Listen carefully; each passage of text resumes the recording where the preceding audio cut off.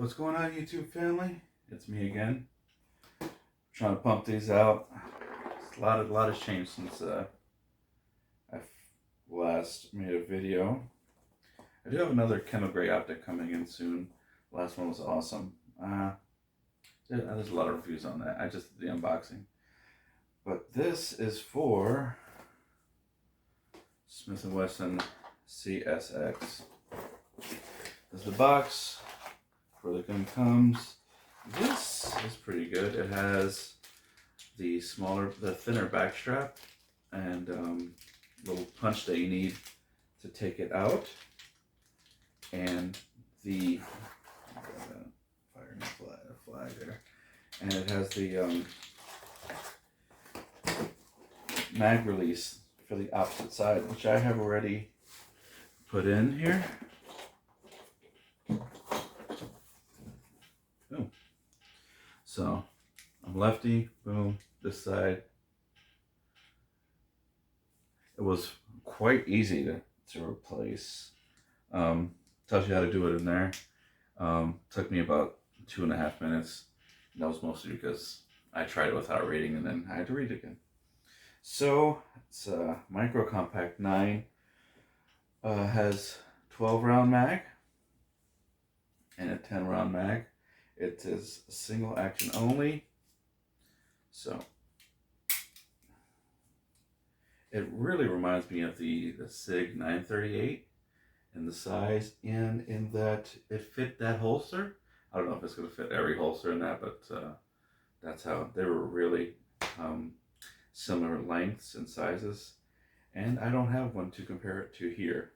It has ambidextrous slide catch release and safety throws. All right. It doesn't have an optics cut. I'm basically using this as a backup.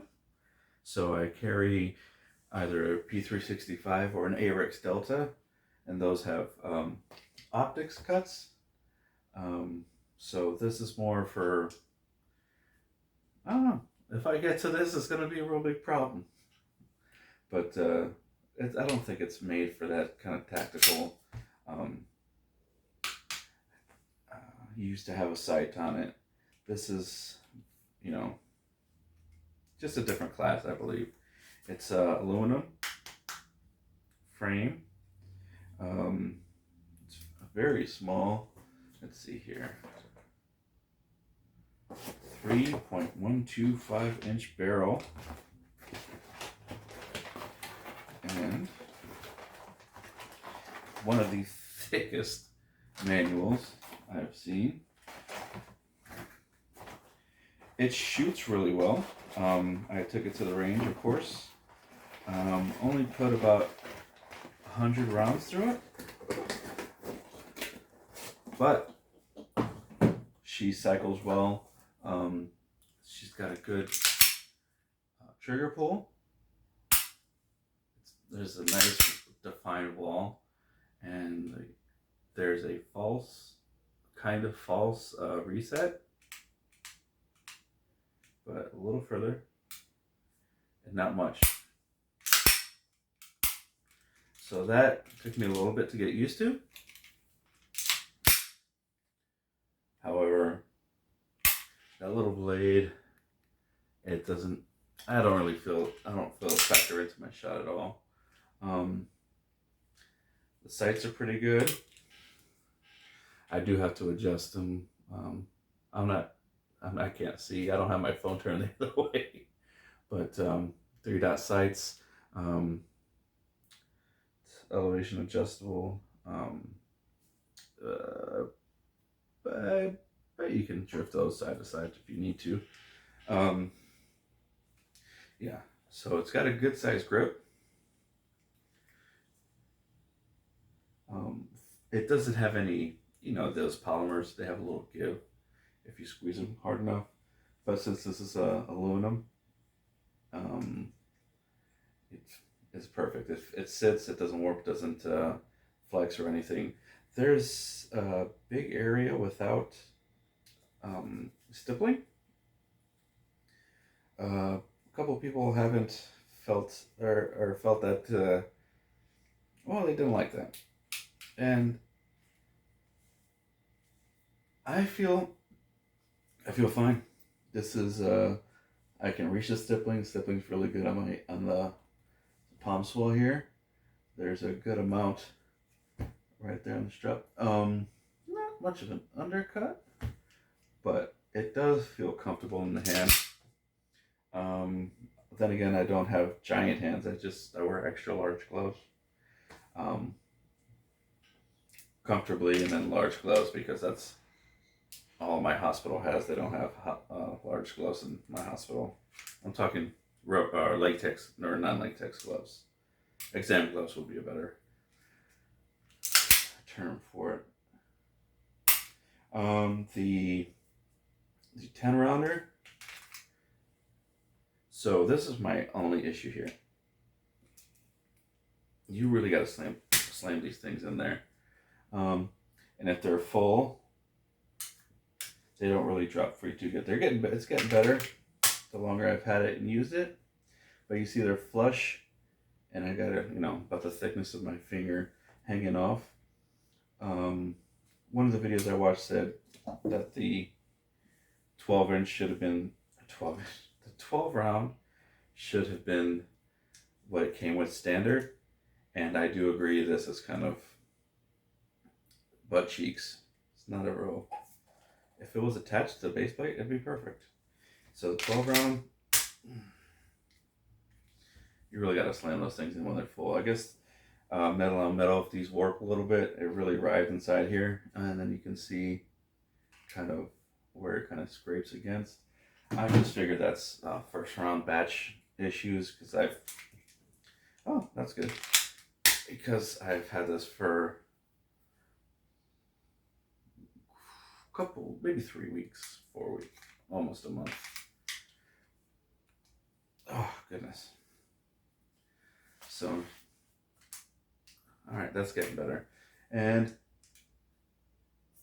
let me see if this one does it.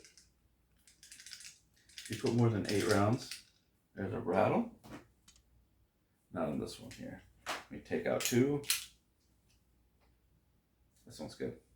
So I guess it's only the 12 rounder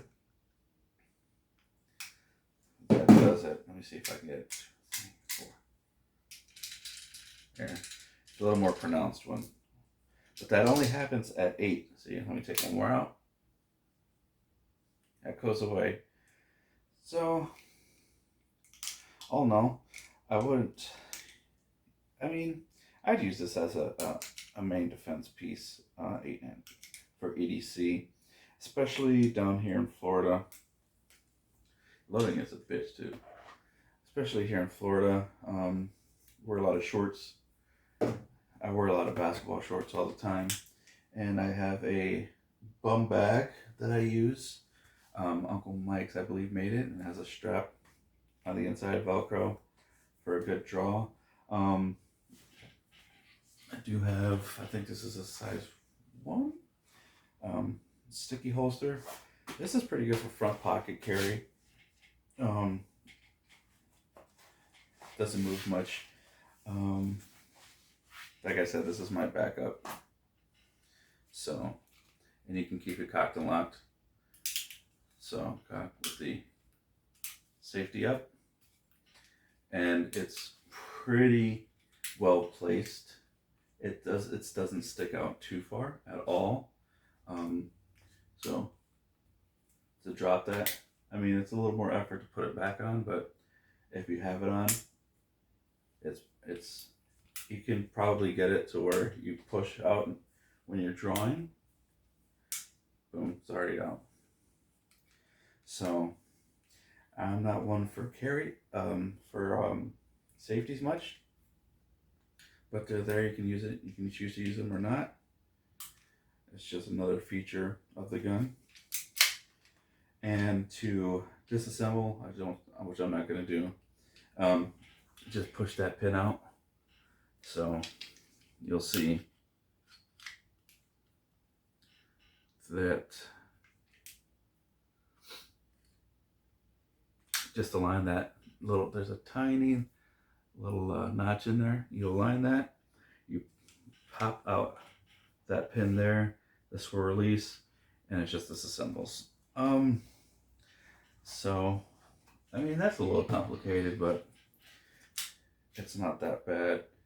I haven't run too many through it, but it is a nice heavy shot, so you can, boom, come back on target pretty good. And it has these serrations up here so you don't get any glare. And has a great trigger pull, I think. I mean, I'm not a runner and gunner. I'm not really a trigger snob. Only issue I have, it's not really an issue, it's just something you gotta get used to. That little click right there, it's like a false reset. And it's just barely past that. It's basically a full reset. But there's just so little trigger movement, it's not bad at all. I believe they're going for about 600. I bought the first one I could find, that one's on me. I usually like to wait a couple months or maybe a year until they figure everything out, but they just had it and I was there. I'm like, let me get that. The guys still try to sell it to me for some reason. They're just doing their job. But let's see here. Yeah, you can see there's some wear on the magazines. I'm not sure if that's just an issue with the manufacturing process, breaking them in. But I think that's something that's going to get better with time. And I have seen new magazines. I think I saw them for about $40. But it's a well-built gun for the most part. A great weight and a great pointer. Like I said, I like them. Been carrying it as a backup, trying to get used to having a backup. But honestly, I would, if you're considering this, I would wait a little bit longer until everything kind of gets ironed out in the factories and stuff like that. Maybe the tolerances are an issue, but I mean, everything is so well put together, so streamlined on this portion, but then you add this, which, I mean, just a crush. Try not to do it without slamming. Oh, man. It's a good gun overall. It's been getting a lot of shit, but it's the first run of a new gun, and also people saying why they made it. Shit, why not? SIG makes all type of guns, and they don't usually get questioned too much on why they do things, but single action only with a really good. I really like the safety on this. Now I'm not one for safety. It's like I have my M17 here. Like this one is pretty good. It's very positive, but it sticks out quite a bit.